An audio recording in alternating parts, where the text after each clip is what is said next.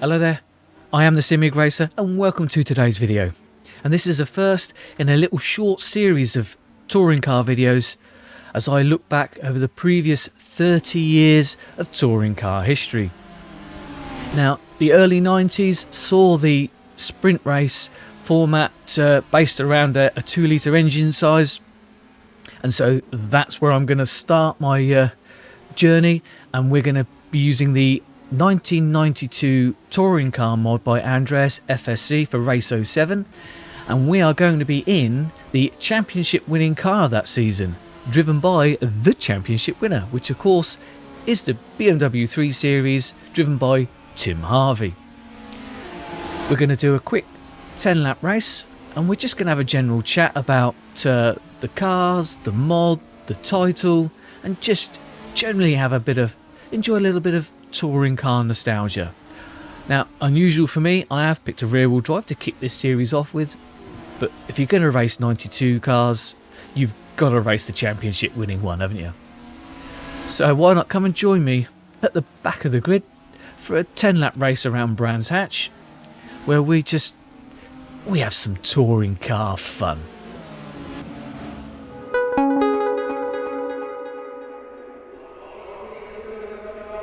Hello there, Tin Top fans.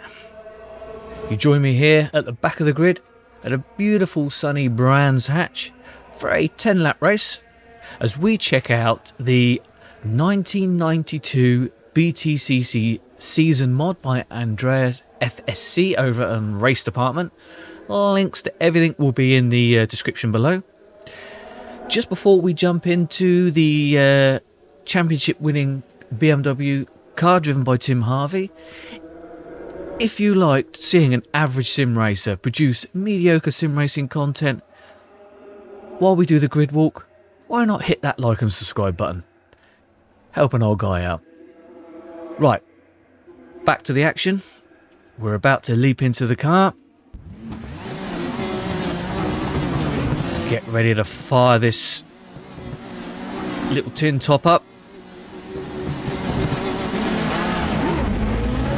Oh, we bogged down on the start there. Not a problem. We got 10 laps. We've got the AI set to 95%, so they should provide a bit of a challenge. We'll just take it steady. Whoa! So somebody's had a little bit of a scuffle somewhere.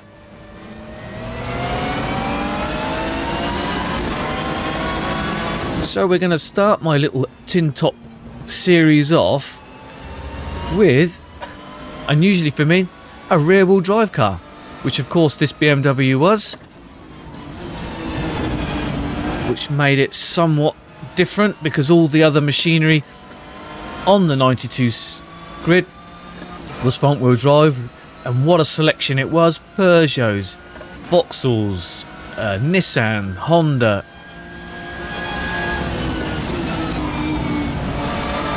There were so many manufacturers involved in the 90s. The British touring car scene was really at its peak. Now, we had a racing style gearbox. It still used a H pattern, but it was clutchless gear changes.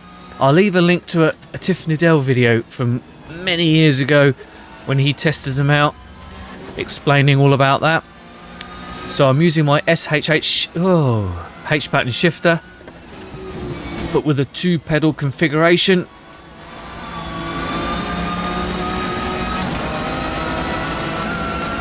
But I've got to say,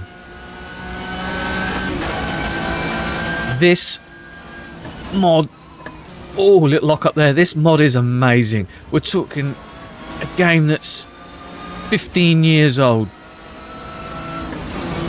This mod is no spring chicken, although the developer is still actively working on it and even looking to put together a really big all-in-one Race 07 patch under the working title of Race Remastered, where all the tweaks, changes and adjustment to help it run brilliantly on modern hardware would be put together in one package. Can't wait to try that out. But in the meantime, I got a link to the modder himself, his profile on Race Department. You can find all of his mods, all of his work. We're using a reshaded version of Brands Hatch, which is another beta project he's involved with. It bringing a little bit more crispness, a little bit more detail to this title.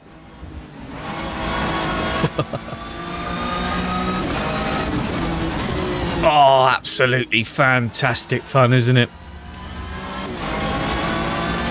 I can't believe how well this thing works with my Accuforce direct drive wheel.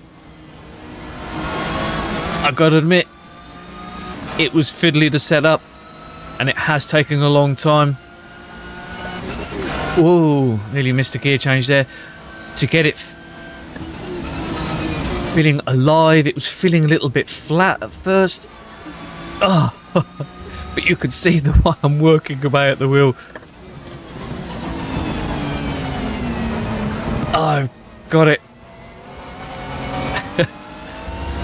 just about in that sweet spot. Is it as detailed and nuanced as what you would get on the modern titles? Of course it's not. The amount of telemetry and data that this title is outputting for the wheel to work with just is nowhere near what you would get on a race room or a Assetto Corsa title.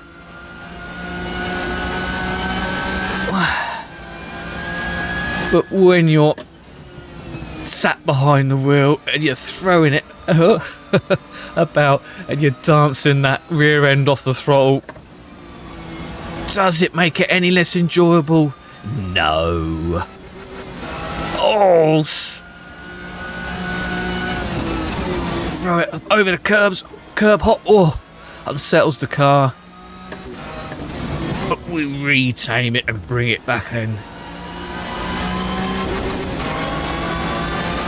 You know, you can see, look at the steering wheel, you can see that, you know, we're not running high-res, high-polygon models. But if you've got time to notice that, then you're not pushing hard enough.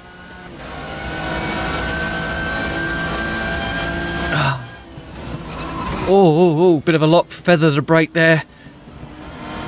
I've even managed to got this to work with my Proto Sim Tech PT2 pedals with a load cell on, so I was able to modulate the brake there. Now there is a little tweak in a program that allows me to use crew chief, so I can get a spotter back. I haven't quite got that working as I would like it, so I'm not using it for this video. But as we go through the years, I hope to get it ready for future videos. I'm also trying a new audio ducking system, which should mean that when I'm not whining on, you get to hear the game and these beautiful little 4-cylinder tin top engines screaming away to a point where it's almost painful but beautiful in the same breath. And then when I'm talking, you should better hear me ramble on a load of nonsense. As always, I love your feedback. Let me know in the comments if it works, if it doesn't work. Oh,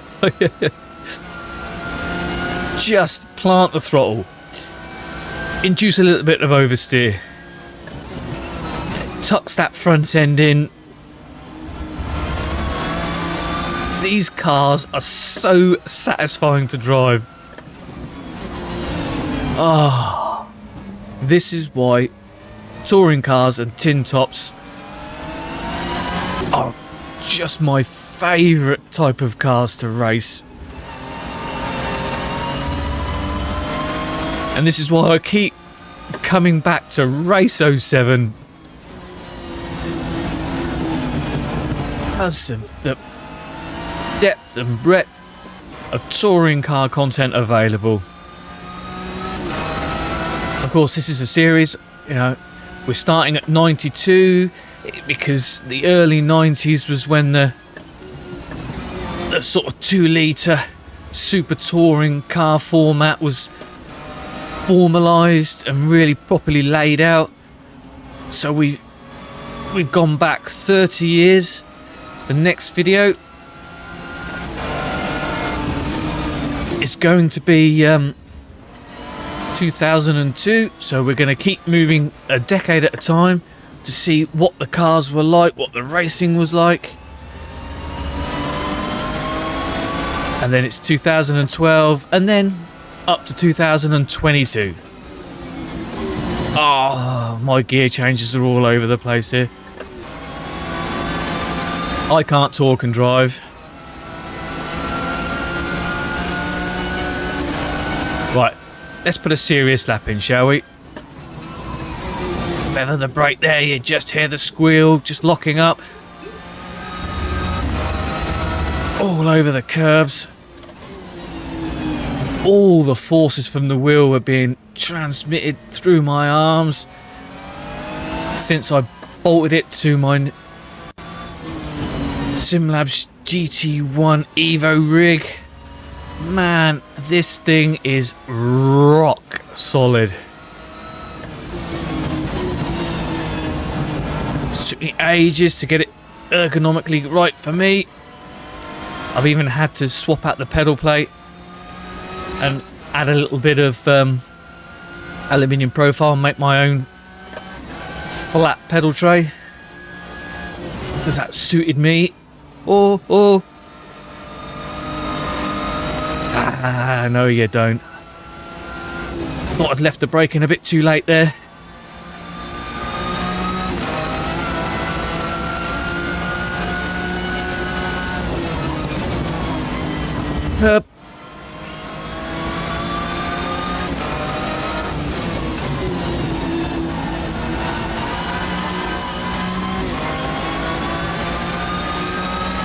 God, 95%. These AI cars put a challenge up. I can't really break away.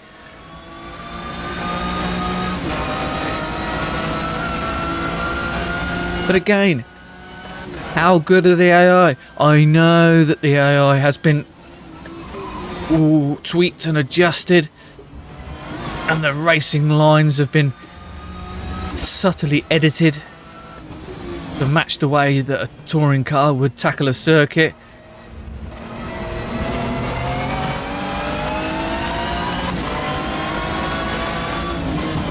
But you know what? You don't need to be in a battle to enjoy this car, this mod, this sim racing title. And I can't wait to skip through the decades, see what a difference the cars are for handling, for lap times, sounds. When we get into the 2000s, when you know, the pinnacle of spending, those engines are going to be ear bleeding. But fantastic all the same. Oh, come on you. Bang it down the box. Oh, yeah. Such a workout with a direct drive wheel, I tell you.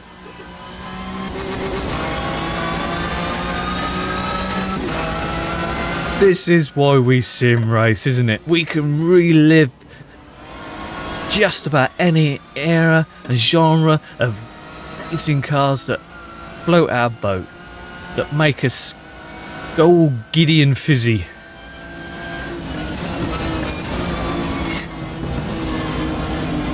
Whoa!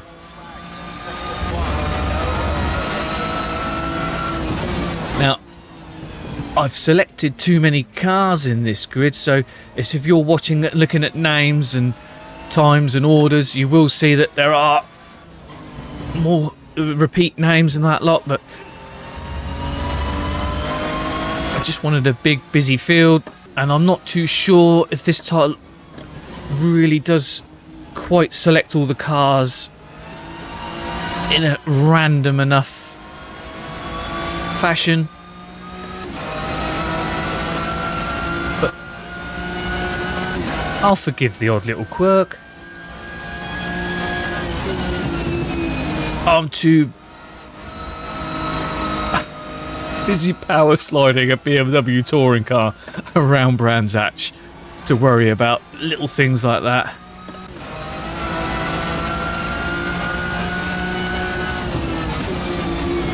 Oh, a little bit too much grass. Oh, tuck it in, power early. No, too early. Front tyres were screaming enough. I think we're actually starting to catch the pack, but we've only got a couple of laps left. We haven't got fuel, tyre wear or damage on. Because I just wanted to go brutal, to go flat out from start to finish. Really just enjoy it, the sensation. Get in there. Yeah, they're having a few problems, aren't they? Tuck it in, get a bit of power on.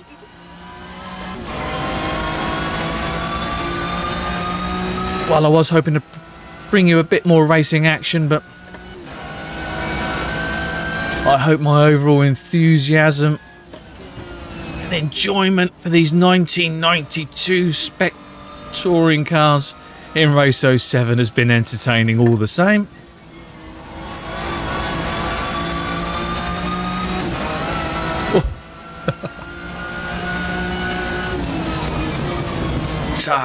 Come on.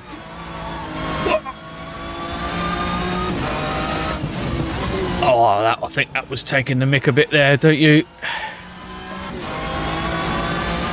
Right, we're coming round to the final lap.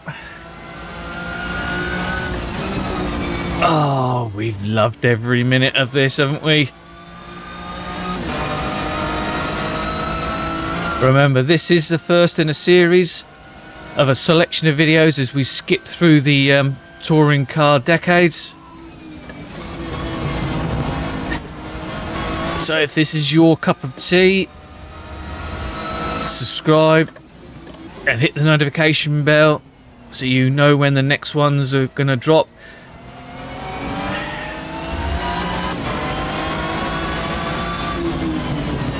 Oh, it's my teammate, Steve Soper.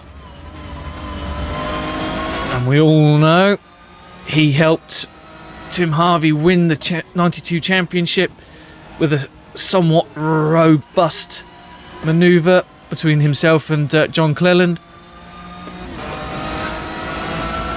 An incident that's still talked about today.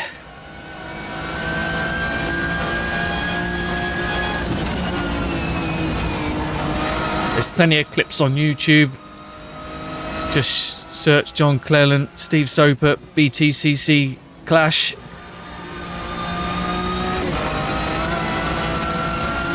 What a moment to watch. I still enjoy seeing it now. The way that John Cleland got out the car and stood there.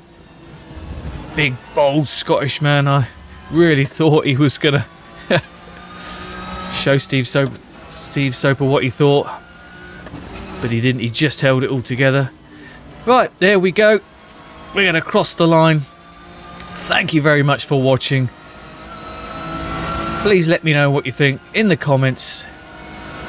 And don't forget... Yeah, I know, but we've had fun.